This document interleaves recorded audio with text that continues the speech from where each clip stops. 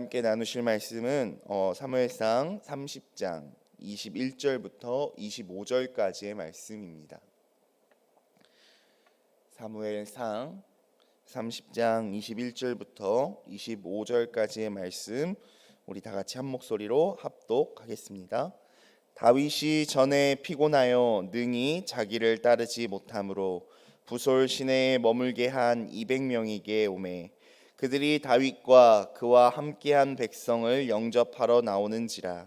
다윗이 그 백성에게 이르러 문안하매 다윗과 함께 갔던 자들 가운데 악한 자와 불량배들이 다 이르되 그들이 우리와 함께 가지 아니하였은즉 우리가 도로 찾은 물건은 무엇이든지 그들에게 주지 말고 각자의 처자만 데리고 떠나가게 하라 하는지라. 다윗이 이르되 나의 형제들아 야훼께서 우리를 보호하시고 우리를 치러 온 그 군대를 우리 손에 넘기셨은즉 그가 우리에게 주신 것을 너희가 이같이 못하리라. 이 일에 누가 너희에게 듣겠느냐. 전장에 내려갔던 자의 분깃이나 소유물 곁에 머물렀던 자의 분깃이 동일할지니 같이 분배할 것이니라 하고 그날부터 다윗이 이것으로 이스라엘의 율례와 규례를 삼았더니 오늘까지 이르니라. 아멘. 공평의 정신이라는 제목으로 함께 말씀을 나누고자 합니다. 세상을 향해서 신은 공평하다, 세상은 공평하다라는 말을 하면은 세상 사람들은 보통 어떠한 반응을 보일까요? 물론 기독교인들은 하나님이 공평하신 하나님이십니다 라는 반응을 아마 대다수 보일 것 같습니다만 기독교인이 아닌 사람들은 절대 그렇지 않다. 어떻게 세상이 공평할 수 있느냐, 어떻게 신이라는 그 존재가 공평할 수 있느냐라고 세상 사람들은 이야기할 것입니다. 왜냐하면 세상의 현실을 보면은 너무나도 공평하지 못한 서로 간에 차이가 나는 그러한 부분들이 많이 보이기 때문입니다. 태어나는 환경이나 살아가는 과정에서도 사람들마다 큰 차이를 보이게 됩니다. 제가 얼마 전에 운전을 하면서 그 서울 성북동 지역을 이제 큰 거대한 저택들이 많이 모여 있는 그 성북동 근처를 지나간 일이 있었습니다. 정말 드라마 속의 회장님들이 사실 법한 그러한 부호들이 밀집해 있는 그 동네 그 길을 지나게 되었는데요. 제가 운전을 하면서 가고 있는 그 큰 길을 기준으로 오른쪽에는 정말 큰 부호들이 살 것 같은 대저택이 있었는데 정말 신기하게도 바로 왼편 길을 기준으로 오른편과 왼편에는 우리 흔히 달동네라고 부르는 그 판잣집들 있지 않습니까?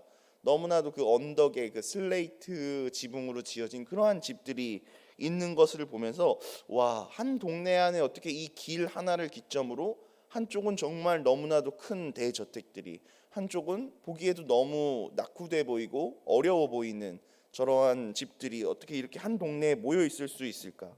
오른쪽은 대저택, 왼쪽은 달동네가 있는 것을 보고 참 신기하다라는 생각을 하면서 운전을 했던 기억이 있습니다.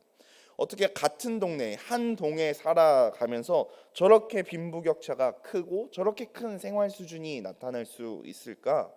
이러한 현실을 보면은 사람들이 누구나 세상은 공평하지 못하다라고 충분히 생각할 수 있을 것입니다.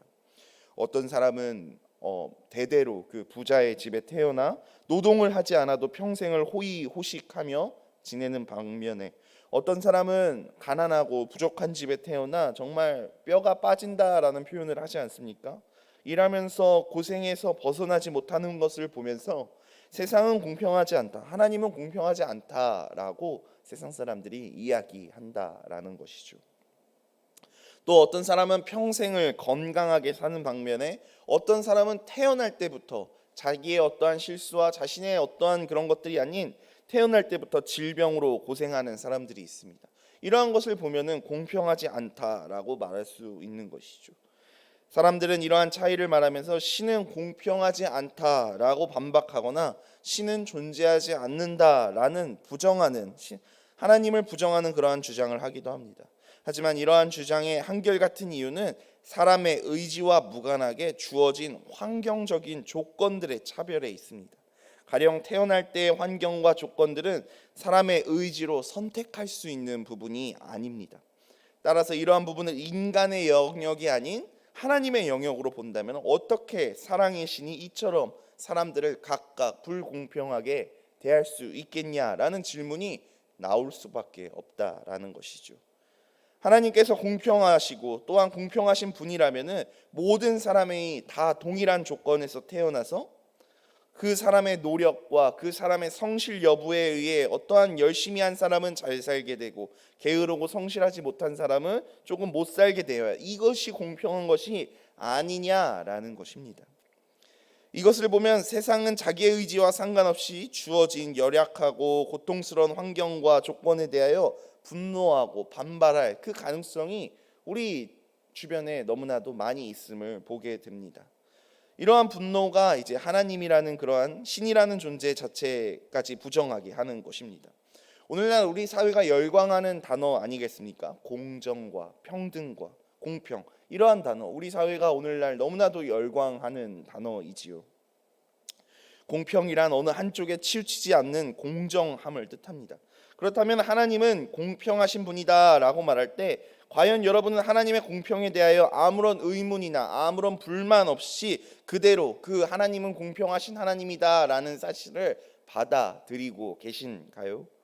또한 여러분에게 주어진 환경과 조건들에 대하여 하나님이 여러분에게 하신 일들에 대한 아무런 불만이나 부당하다라는 생각을 가지지 않으시냐라는 것입니다. 사실 기독교인들조차 하나님의 이러한 공평에 대하여 이해를 하지 못하고 적지 않은 의문을 가지고 있음에도 불구하고 자신이 믿는 하나님이 정당하신 분이다라는 것을 믿지 않는 사람들에게 변호하고 또 옹호하기 위하여 하나님의 공평을 주장하시는 분들이 어쩌면 계실지도 모르겠습니다. 그 근거는 기독교 안에 팽배하게 너무나도 만연하게 있는 상급 차등의 법칙이 우리 교회 안에 있기 때문입니다. 상급 차등, 무슨 말입니까? 예수를 믿는 사람들이 동일하게 천국을 가지만 천국 안에서도 상급, 열심히 산 사람들은 좋은 대우를 받고 열심히 신앙생활하지 못한 사람은 좀 안 좋은 대우를 받는다. 이러한 주장이 우리 교회 안에 너무나도 만연히 있기 때문에 그렇습니다. 우리 그런 이야기 많이 듣지 않습니까? 이 땅에서 신앙생활 잘하고 천국 가면은 너는 좋은 집이 있다. 너를 위해 좋은 집을 예비해놨다. 이 땅에서 신앙생활을 좀 부실하게 하면은 안 좋은 집이 있다. 이런 이야기 종종 들으면서 우리가 신앙생활 해오지 않았습니까? 세상에 존재할 때 하나님을 위하여 얼마나 열심히 일했느냐에 의해 각기 차등이 있는 상을 받게 된다라는, 상급의 차등이 있다라는 말, 이러한 것들이 우리 교회 안에 팽배하다라는 것이죠.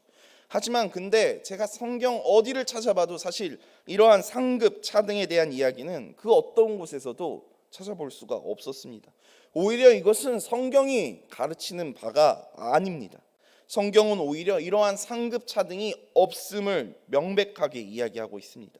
상의 차등을 말하는 것은 상을 믿기로 하여 성도들을 열심히 이끌어내려는 어떤 사단적인 사고방식일 뿐입니다. 천국은 말 그대로 공평하고 공정한 나라입니다. 그런데 하나님의 나라에서 각자 행위에 따라 각자 다른 상을 받는다라는 이러한 주장이야말로 천국의 천국다움을 허무는 것에 지나지 않습니다.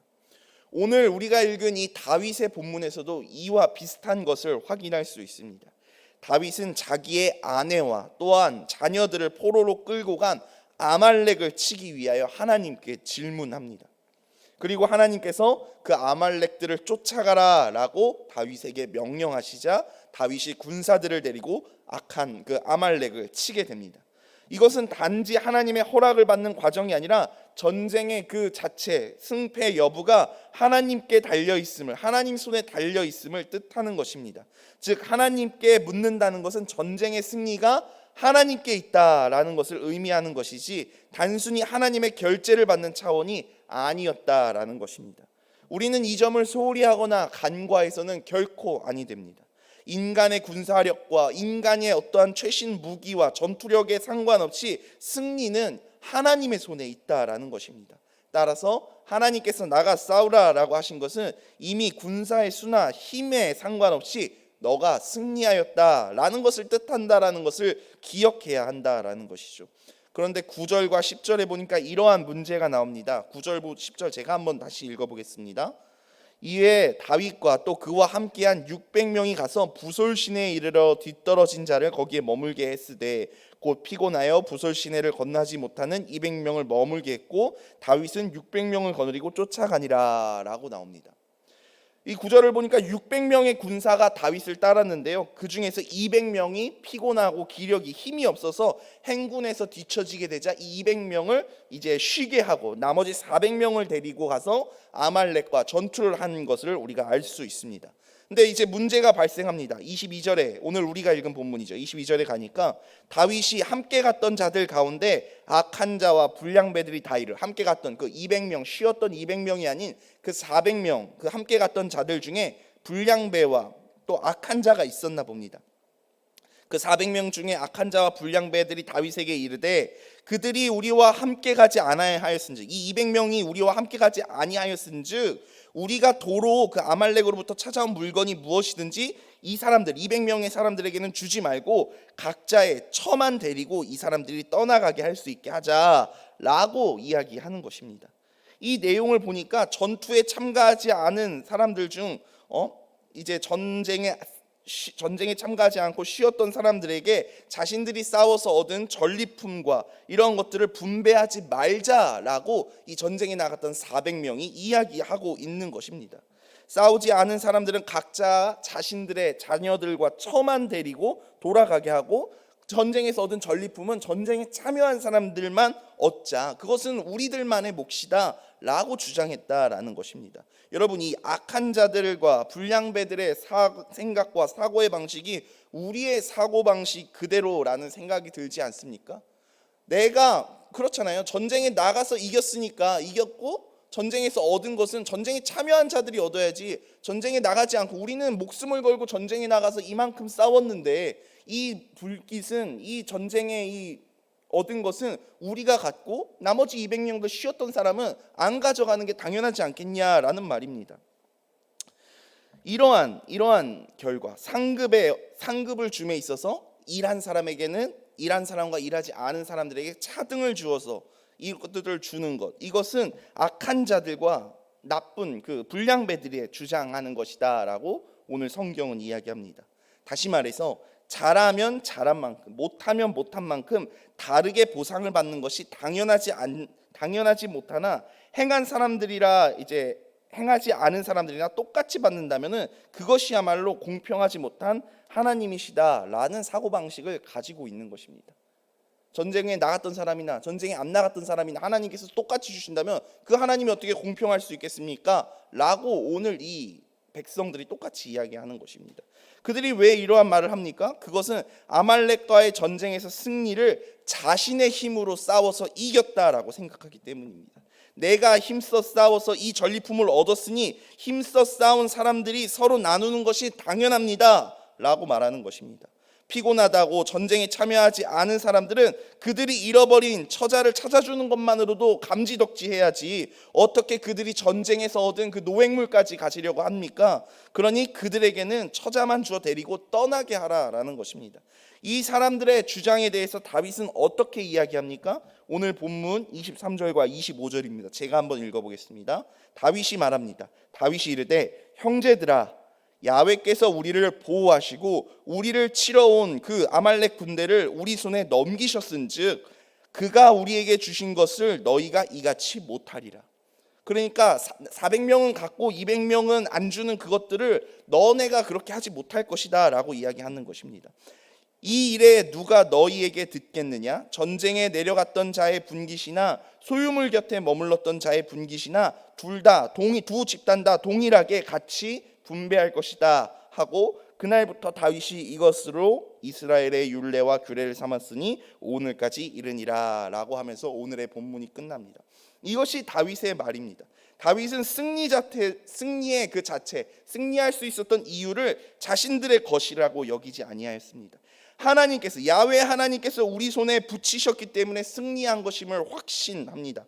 하나님께서 일하셨기 때문에 우리가 승리할 수 있었다. 그러므로 전리품은 우리의 힘과 우리의 능력으로 그것을 획득한 것이 아니라 하나님께서 우리에게 주신 것이기 때문에 마치 내 힘으로 싸워서 이겨서 얻은 것처럼 참여한 사람과 참여하지 않은 사람을 구분하는 것, 그것은 명백하게 잘못된 것이다 라고 다윗이 이야기하는 것입니다. 다윗은 하나님이 주신 것을 같이 동일하게, 전쟁에 참여했건 참여하지 않았건 동일하게 분배하는 것이 하나님의 뜻이다, 이것이 이스라엘의 율례와 규례이다 라고 말하고 있는 것입니다. 이것이 대대로 이어지는 기독교의 정신인 것입니다. 다윗은 탈취물을 유다의 장로들에게도 전달합니다. 오늘 본문 26절에 보니까 다윗이 시글락에 이르러 전리품을 그의 친구 유다 장로들에게 보내어 이르되 보라, 야훼의 원수에게서 탈취한 것을 너희에게 선사하노라 하고, 유다의 장로들은 싸움에 전혀 참여하지 않았던 집단입니다. 근데 그 노획물을, 그 탈취한 것을 얻게 된 것입니다. 사랑하는 여러분, 어찌 보면은 우리 또한 이 유다의 장로들처럼 아무것도 하지 아니하였습니다. 구원은 우리가 싸워서 우리가 어떤 우리의 공로로 얻은 것이 우리의 전리품이 아닙니다. 싸움은 예수님께서 하셨습니다. 우리는 가만히 앉아서 그 전리품을 선사받은 것입니다. 그것으로 우리가 새 생명을 얻지 않았습니까? 중요한 것은 동일하게 분배하는 행위가 아니라 하나님께서 이 모든 것을 나에게 허락하셨다라는 하나님을 바라보는 믿음입니다. 나의 힘과 나의 능력과 내가 할 수 있는 그 모든 것이 나로부터 나온 것이 아니라 하나님으로부터 나왔다라고 생각하는 그 믿음 말입니다. 하나님이 주신 것이라고 여겼기 때문에 동일하게 분배해야 하는 것입니다. 따라서 이스라엘에게 이어져야 하는 것은 동일하게 분배하는 행위 자체만이 아니라 무엇이든 하나님께서 주셨다라는 그 정신이어야 했습니다. 이 정신이 살아있을 때 이스라엘이 비로소 이스라엘답게 교회가 교회다울 수 있다라는 것입니다. 이러한 논리로 볼 때 상급 차등을 말하는 것은 결국 인간의 공로를 주장하는 것이 될 뿐이며, 이것은 교회의 본질과 그 본질 자체를 훼손하는 것임을 우리가 알아야 합니다. 우리의 행위 자체를 잘한 것과 잘못한 것으로 구분하려는 습성을 우리는 가지고 있습니다. 하지만 항상 말씀드렸듯이 이것은 사람의 선악 지식에 의한 것일 뿐입니다. 성도는 성령이 임한 사람입니다. 성령이 임했다라는 것은 성령의 다스림을 받고 성령의 도우심을 받고 성령의 인도하심을 받으며 살아간다라는 뜻입니다. 성령께서 간섭하시고 또 우리를 위하여 중보하시고 기도하시고 도우심으로 말미암아 우리의 심령이 주님을 향하게 되고 주님을 의지할 수 있는 것입니다. 때문에 만약 우리가 성령님께서 우리를 돕지 않으시고 우리를 떠나신다면 우리는 주님을 배반하고 주님에게서 바로 떠날 사람들이 바로 우리라는 것입니다. 그러므로 우리는 우리의 믿음을 결코 자랑할 수 없습니다. 왜냐하면 성령님의 도움이 없이는 우리는 아무것도 할 수 없기 때문입니다. 자랑하려거든 못난 나를 포기하지 않으시고 도우시고 살피시며 지키시는 그 하나님을 자랑하는 것이 마땅할 것입니다. 성도에게 있어서 뭔가 잘하는 것처럼 보여지는 모습이 있다면 그것은 성령님께서 함께 하심으로 말미암아 맺어지는 성령의 열매임을 잊어서는 안 됩니다. 나의 행위가 아니라 내 안에 함께 하시는 성령의 행위이며 그 성령님의 일하심의 열매라는 것을 잊지 말아야 한다라는 것입니다. 그러므로 나의 행위에 의해 상급 차등이 있다라는 것, 일을 열심히 하고 잘했을 때는 좋은 것을 주고 못했을 때는 나쁜 것을 주는 이러한 상급 차등이 있다라는 것은 내 안에 거주하시는 성령님을 무시하는 주장이 될 수 있다라는 것을 우리는 알아야 합니다. 어떤 사람은 성경을 많이 보고 어떤 사람은 성경을 그닥 읽지 않습니다. 하지만 성경을 자주 보지 못한다 해서 천국을 가지 못하는 것은 결코 아닙니다. 물론 성경을 보는 것이 유익하고 신앙에 도움을 주는 것 사실입니다. 때문에 신자로서 주님의 은혜를 깨달아가고 더 풍성한 은혜를 누리기 위해 부지런히 말씀을 대하고 묵상하는 것이 필요합니다. 성경을 보지 않아도 됩니다 라는 말씀을 드리고자 하는 것이 아닙니다. 성경을 많이 보고 많이 아는 것, 그것을 나의 의로 여기지 말라라는 것입니다. 성경을 많이 봤다라는 것 때문에 천국에서 뭔가 다른 대우를 내가 받을 수 있을 거야 라는 생각이 있다면 그것은 성경을 보면서 악을 행하는 결과밖에 되지 않을 것입니다. 성경을 부지런히 보고 계신다면 그렇지 못한 사람과 비교할 것이 아니라 성경을 볼 수 있는 마음을 주시고 또 그러한 환경과 그러한 형편과 조건과 건강을 허락하신 그 하나님께 감사하는 마음으로 나아가야 한다라는 것이죠.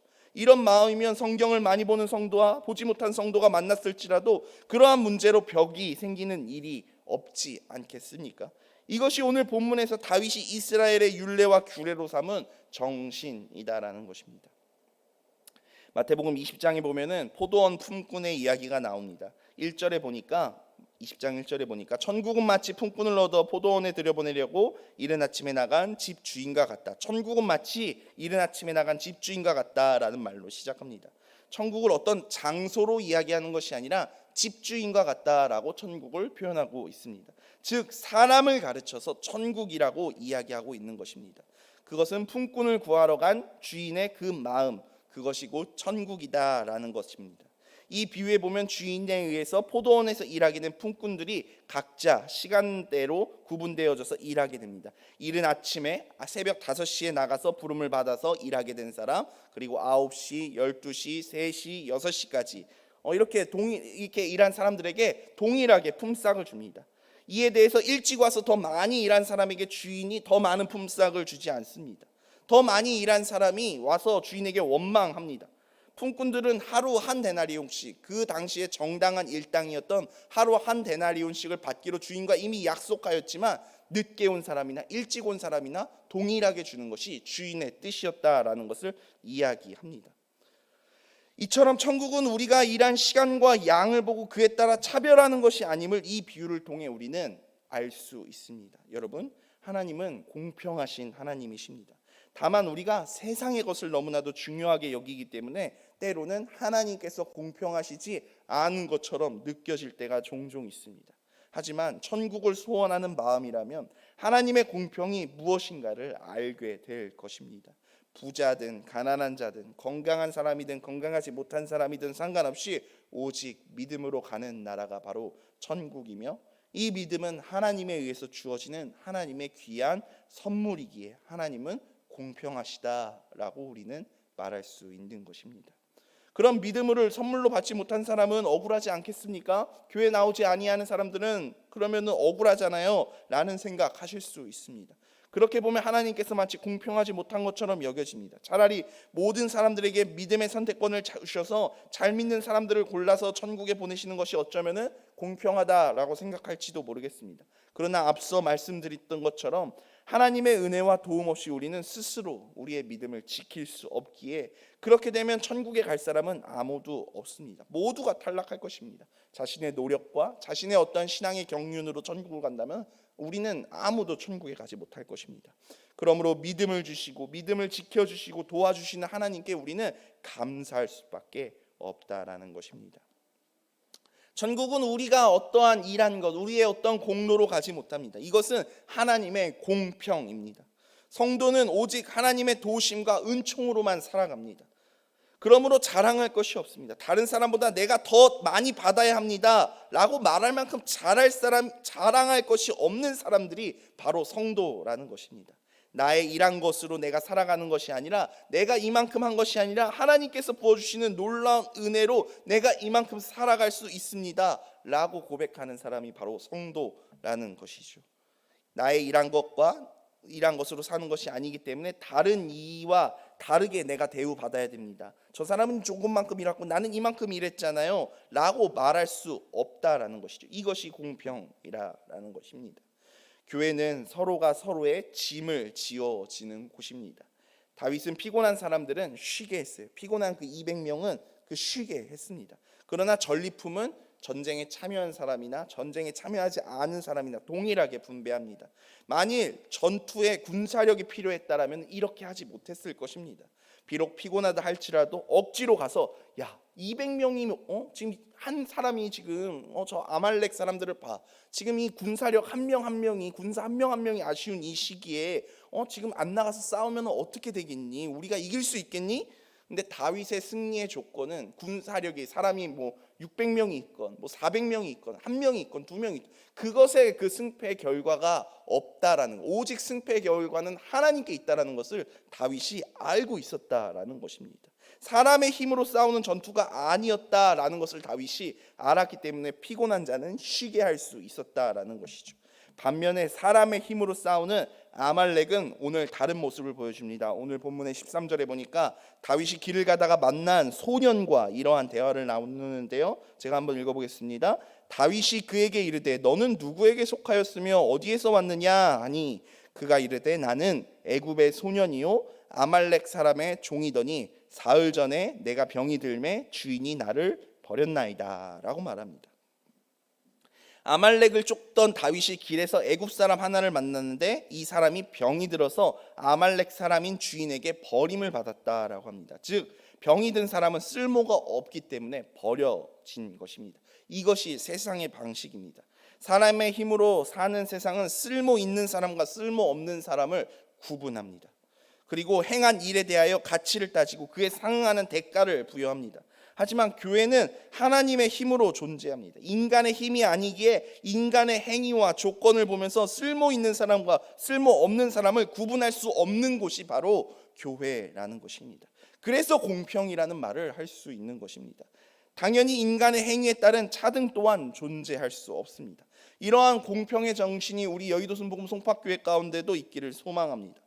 오늘 하루도 부르신 삶의 자리에서 하나님의 공평이 무엇인가를 증거하고 나타내는 참된 교회들로서 오늘 하루를 살아가시는 여러분들이 되시기를 주님의 이름으로 간절히 축원합니다.